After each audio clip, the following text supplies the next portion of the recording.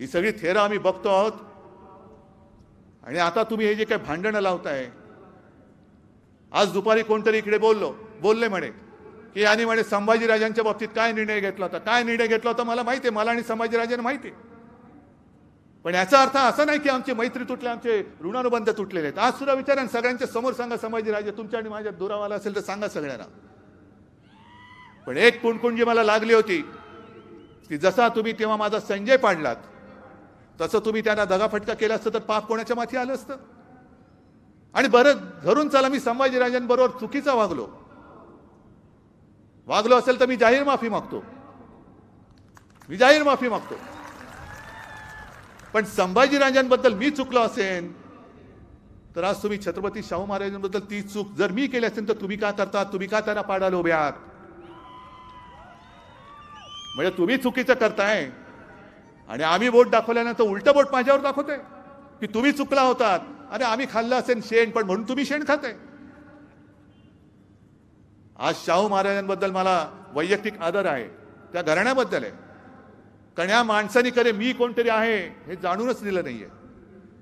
मला आठवतं एक बऱ्याच वर्षांपूर्वी शिवसेना प्रमुखांसोबत मी त्यांच्या घरी गेलो होतो, जेवायला अगत्याने बोलवलं होतं।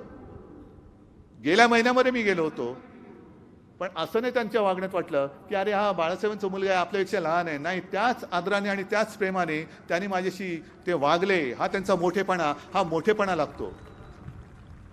म्हणजे जसा एक मोठेपणा मी म्हटलं ना अटलजींच्या वागण्यात होता, जसं पवार साहेबांच्या आहे, आज तो अटलजींचा आत्मा रडत असेल, खरंच रडत असेल की कोणाच्या हातामध्ये भाजपा गेलेला आहे। त्यांनी जे सांगितलं होतं की पक्ष फोडून सत्ता मिळत असली तरी ती सत्ता चिमटीत सुद्धा पकडणार नाही। आज अहो चिमटी काय, अख्खं मिठ्याच मारून बसलेत सगळ्यांना, कोणी येऊ दे। म्हणजे ज्याच्यावरती बलात्काराचे आरोप आहेत तो पलीकडचा प्रज्वल रेवण्णा तो सुद्धा चालेल, ज्याच्यावरती आपण निर्लज्जपणाने आरोप केले।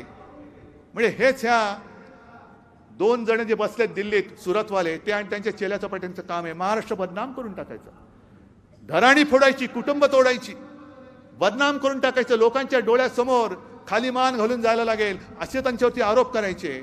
पण एकदा का भाजपात गेले की जणू काय मैसूर सँडल सोप लावून चकाचक करून उठणं वगैरे लावून तेच पुन्हा त्यांच्यावरती तुम्ही मतं मागताय। अशाच ताज्या अपडेटसाठी महासत्ता न्यूजला सबस्क्राइब करा।